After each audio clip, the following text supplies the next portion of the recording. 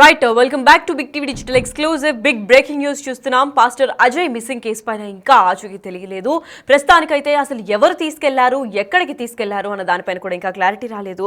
And కుటుంబ సభ్యులు ఆందోళన వ్యక్తం చేస్తున్నారు. అంతేకాకుండా ఇప్పటిదాకా కూడా అజయ్ జాడ మాత్రం తెలియట్లేదు. ప్రస్తుతానికైతే తూర్పు గోదావరి జిల్లా రాజానగర్ పిఎస్లో కేసు నమోదు చేసినట్లయితే ఇప్పటికే తెలిపారు. కాకపోతే పాస్టర్ ప్రవీణ్ కుమార్ పగడాల మరణంపై సోషల్ మీడియాలో అసత్య ప్రచారం చేస్తూ ప్రజలను రెచ్చగొట్టే వ్యాఖ్యలు చేశారని నెపంతోనే అందరూ ఇట్లా అంటే మత ఘర్షణలకు పాల్పడుతున్నారు అని చెప్పి ఇదంతా అభిప్రాయపడి అలాగే అరెస్ట్ చేశారని కూడా చెప్పుకుంటూ వస్తున్నారు. అయితే అజయ్తో పాటు వైసీపీ క్రైస్తవ మైనారిటీ విభాగం కూడా ఆందోళన వ్యక్తం చేస్తుంది. అయితే రాష్ట్ర ఉపాధ్యక్షుడిగా జాన్ కూడా వ్యవహరిస్తున్నారు. అయితే తనపైన కూడా ఇప్పుడు ప్రస్తుతానికైతే కేసు నమోదైంది. అసలు ఏం జరుగుతోంది, అసలు క్రైస్తవ సంఘాలపైనే టార్గెట్ చేశారా, లేదంటే అసలు వీళ్ళని ఎవరు అరెస్ట్ చేశారు, పోలీసులను అడిగితే ఆచూకీ తెలియట్లేదు, మేము చేయలేదు అని చెప్తున్నారు. మరి పోలీస్ అని చెప్పి తీసుకెళ్లిన వాళ్ళు ఎవరు, అసలు ఒకవేళ తీసుకెళ్లుంటే ఎక్కడికి తీసుకెళ్లారు అన్న దానిపైన అయితే ప్రతి ఒక్కరి మైండ్లో ఉత్కంఠ నెలకొంది. అసలు దీని గురించి పూర్తి అప్డేట్స్ ఇవ్వడానికి మా ప్రతినిధి శివశంకర్ అందిస్తారు. ఎస్ శివశంకర్, చెప్పండి. వరుసగా వేరే వేరే ప్రాంతాల్లో పాస్టర్స్ అరెస్ట్ అవుతున్నారు, పోలీసులు అని చెప్పి అర్ధరాత్రి పూటే వెళ్ళిపోతున్నారు. కాకపోతే అసలు ఎక్కడికి వెళ్ళారు, ఏంటి, అసలు నిజంగా వాళ్ళు పోలీసులా కాదా అని విచారిస్తే పోలీసులు కాదని కూడా తెలుస్తోంది. అసలు ఏంది దీనిపైన పూర్తి సమాచారం? ఎస్ లక్ష్మి, చూసుకున్నట్లయితే పాస్టర్ ప్రవీణ్ కేసుకు సంబంధించి అనుచిత వ్యాఖ్యలు కావచ్చు, లేదంటే ఆ రెచ్చగొట్టే వ్యాఖ్యలు కావచ్చు, ఇవన్నీ చేసిన వారిపై వరుసగా కేసులు నమోదు చేస్తున్నారు పోలీసులనే చెప్పుకోవాలి. నిన్న హర్ష కుమార్ కి సంబంధించి రాజమండ్రి రాజనగరం పిఎస్ లో అయితే కేసు నమోదైంది. అదే రాజానగరం పిఎస్ లో ఇప్పుడు పాస్టర్ అజయ్, అలాగే వైసీపీ క్రైస్తవ మైనారిటీ విభాగ రాష్ట్ర ఉపాధ్యక్షుడిగా ఉన్న జాన్ బెన్నీ పైన కూడా కేసు నమోదైనట్టుగా కూడా ఇప్పటికే పోలీసులు వెల్లడించారు. అయితే అజయ్ కి సంబంధించి అజయ్ ని ఎవరు తీసుకెళ్లారు, వారి ఇంటి దగ్గరికి వచ్చిన పోలీసులా కాదా అనే దాని మీద ఇంకా క్లారిటీ రాలేదు.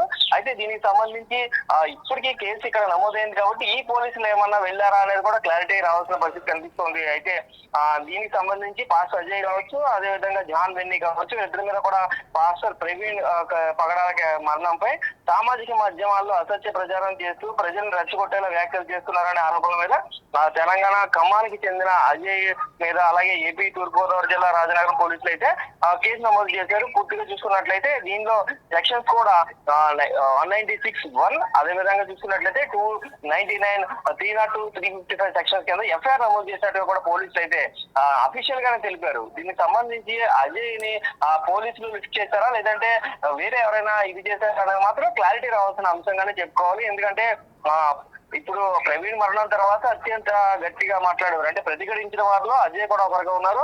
అలాగే జాన్ బెన్నీ కూడా ఆ రోజు పోస్ట్ మార్టం దగ్గరికి వచ్చిన తర్వాత వాళ్ళు కూడా పలు అనుమానాలు వ్యక్తం చేశారు. వారు కూడా శవ పంచనామా దగ్గరికి వెళ్ళిన పరిస్థితి అక్కడ కనిపించాయి.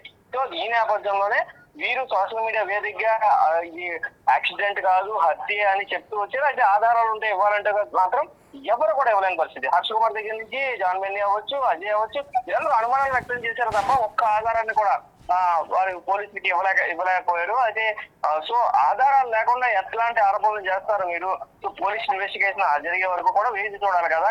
అసత్య ప్రచారాలు ఎలా చేస్తారు, వారు చేశారు వీరు చేశారు అని చెప్పి ఎలా మీరు కన్ఫర్మ్ చేస్తారని చెప్పి పోలీసులు వీరిపై కేసు, అంటే విద్వేషాలు రెచ్చగొట్టే విధంగా, రెండు మతాల మధ్యలో విద్వేషాలు రెచ్చగొట్టే విధంగా మీరు కామెంట్స్ అన్ని ఉన్నాయంటూ కూడా పోలీసులు ఎఫ్ఐఆర్ నమోదు చేసినట్టుగా, ఈ సెక్షన్స్ కింద ఎఫ్ఐఆర్ నమోదు చేసినట్టుగా అయితే రాజనగర్ సీఏ తెలిపిన పరిస్థితి ఇక్కడ కనిపిస్తున్నారు లక్ష్మి. మరి శివశంకర్, ఇలాగే అంటే ప్రవీణ్ పగడాల కేసులు వీళ్ళు అనుచిత వ్యాఖ్యలు చేశారు కాబట్టి ఇప్పుడు ప్రస్తుతానికి వీళ్ళందరిపైన కేసులు నమోదయ్యాని అనుకోవచ్చా, లేదంటే ఇంకా ఏమైనా ఇతర కేసుల వల్ల పోలీసులు అరెస్ట్ చేశారా?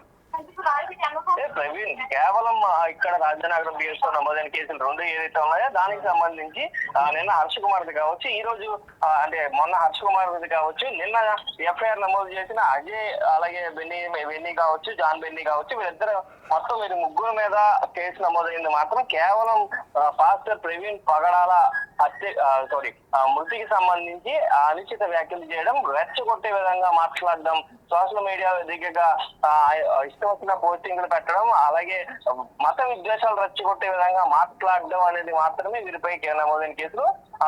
కేవలం పాస్టర్ ప్రవీణ్ కేసులో మాత్రమే వీరి మీద ఈ కేసు నమోదు చేసినట్టుగా కూడా పోలీసులు ఇప్పటికే కన్ఫర్మ్ చేసిన పరిస్థితి ఇక్కడ కనిపిస్తున్నది. Right, thank you so much for the information Shivashankar. Yes, అయితే ప్రస్తుతానికైతే పాస్టర్ అజయ్ మిస్సింగ్ కేసు పైన ఉత్కంఠ నెలకొంది. ఎవరు తీసుకెళ్లారు, ఎక్కడికి తీసుకెళ్లారు అన్న దానిపైన అయితే ఇంకా క్లారిటీ రావాల్సింది ఉంది. ప్రస్తుతానికైతే కుటుంబ సభ్యులు ఆందోళన వ్యక్తం చేస్తున్నారు. ఇప్పటి వరకు కూడా అజయ్ ఎక్కడున్నారు, ఏమైపోయారని కూడా జాడ తెలియట్లేదు. అసలు వీళ్ళపైన కేసులు ఎందుకు నమోదయ్యాయి, అంతేకాకుండా ఇప్పుడు ప్రస్తుతానికి అజయ్తో పాటు వైసీపీ క్రైస్తవ మైనారిటీ విభాగంకి రాష్ట్ర ఉపాధ్యక్షుడిగా వర్క్ చేస్తున్న జాన్ బెన్నీ పైన కూడా కేసు నమోదైంది. అసలు వీళ్ళందరూ పాస్టర్ ప్రవీణ్ పగడాల కేసులో అనుచిత వ్యాఖ్యలు చేయడం వల్లే అరెస్ట్ అయ్యారా, లేదంటే ఇంకా ఏమైనా ఇతర కారణాలు ఉన్నాయా, అసలు పోలీసులే అరెస్ట్ చేశారా, లేదంటే ఇంకా ఎవరైనా తీసుకెళ్లారా అన్న దానిపైన కూడా ఇంకా ప్రస్తుతానికైతే క్లారిటీ రావాల్సింది ఉంది. కాకపోతే ప్రస్తుతానికి తూర్పుగోదావరి జిల్లా రాజానగరం పిఎస్లో అయితే వీళ్ళపైన కేసులు నమోదయ్యింది.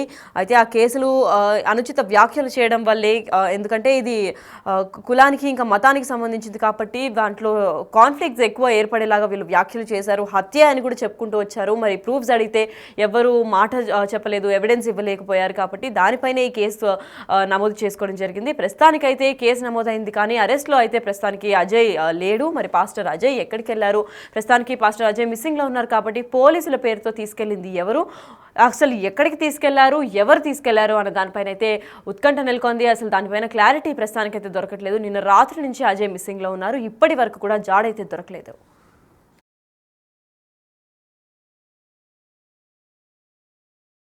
ఖమ్మం పాస్టర్ అజయ్ బాబుని 5 పోలీసులు వచ్చి అరెస్టు చేశారని నాకు ఇన్ఫర్మేషన్ రాగానే అక్కడ ఖమ్మంలో ఉన్న సర్కిల్ ఇన్స్పెక్టర్ బాలకృష్ణ గారు అనుకుంటాను, ఆయనకి మెసేజ్ పెట్టాను, కాల్ చేశాను. అలాగే ఖమ్మం ప్రెస్ సీనియర్ లీడర్స్తో మాట్లాడాను. ఇతరులు నన్ను కాంటాక్ట్ చేశారు. కన్ఫ్యూజ్గా ఉంది, ఎందుకంటే పాస్టర్ అజయ్ నెక్స్ట్ నన్నే ప్రవీణ్ తర్వాత అని ఆయన చాలాసార్లు చెప్పడం నేను విన్నాను.